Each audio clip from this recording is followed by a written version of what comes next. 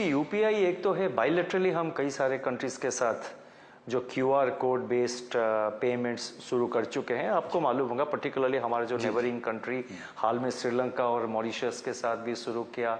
और interlinkage of fast payment systems Singapore के साथ हमने पिछले साल किया था, और यूएई के साथ अभी जो प्रोसेस जारी है उसको भी फास्ट पेमेंट सिस्टम को लिंकेज हम तुरंत एस्टैब्लिश करने वाले हैं। और रिसेंटली एक प्रोजेक्ट नेक्सस जो कि बैंक फॉर इंटरनेशनल सेटलमेंट्स, उन्होंने एक project nexus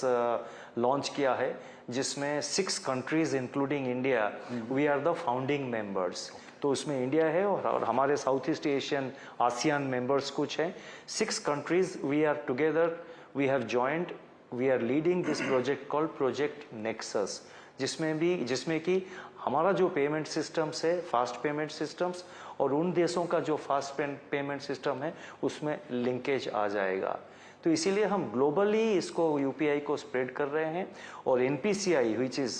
is really implementing the UPI, NPCI for the last 2 years has formed a subsidiary company called the NPCI International, which is completely focused on taking NPCI, taking UPI abroad. In fact, to improve cross-border payments,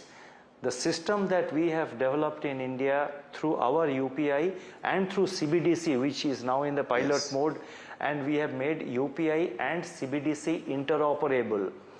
or in a manner that this can serve as a model for even other countries, and Reserve Bank along with NPCI International with of course support from the government of India, हम उसके ऊपर बहुत ध्यान दे रहे हैं।